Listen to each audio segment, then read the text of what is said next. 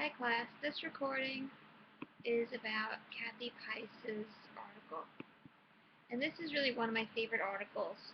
When I first read it about 15 years ago, it really inspired me to study history.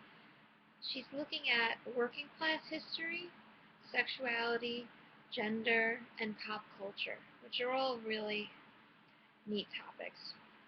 So keep in mind this is in the context of the really large immigration of the late 19th century and early 20th century.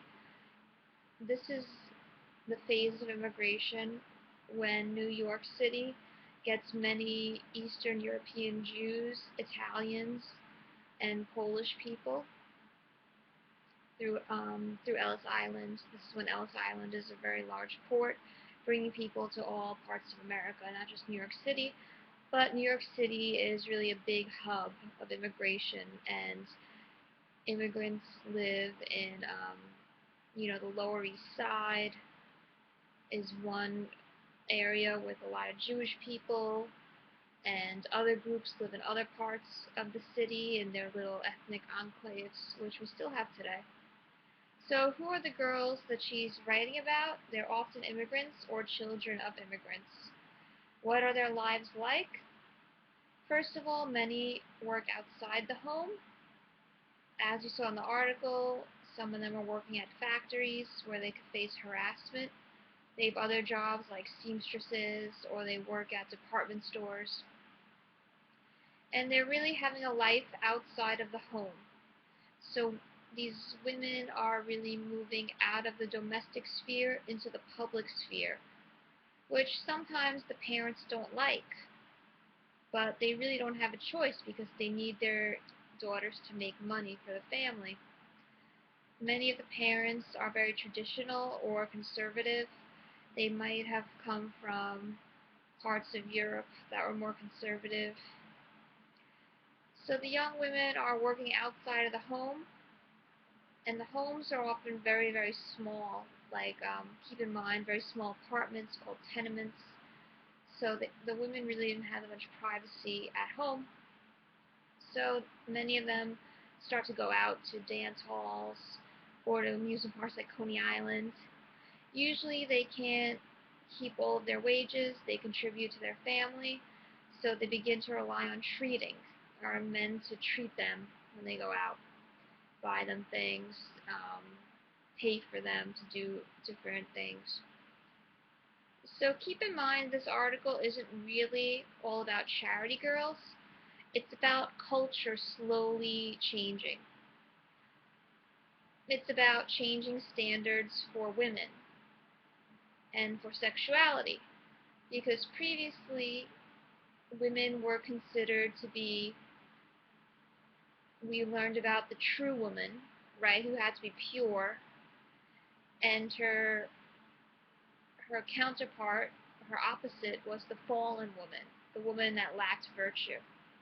So this is really the moral dichotomy, basically virgin or whore, you could say. Either totally pure or totally fallen and disrespected.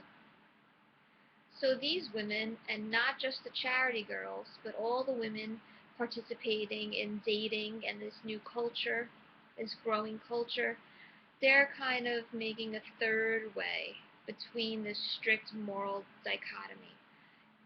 So they're making it acceptable to do different social activities, to experiment, to have a little more freedom. So they're really the pioneers in new types of dating. So I want to highlight that most of the people she writes about aren't charity girls, but there were some of them who exchanged sex for different types of treats, and they weren't seen to be like prostitutes by some people. They were seen to be as more respected. Another point I wanted to bring up, what are the sources that she's using as a historian to get to these nice anecdotes and stories about nightlife?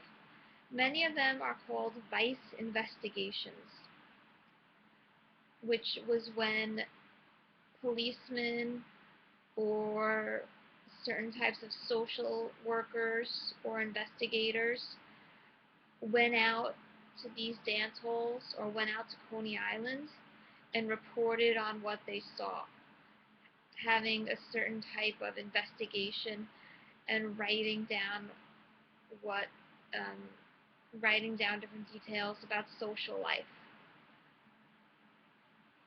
because it's really hard to find sources from working class women themselves. Once in a while you might find a diary, or one of them might have written a book when they were older, but there's really a lack of sources coming from the women themselves. So the best way to get sources is to see what other people were writing about this new social world.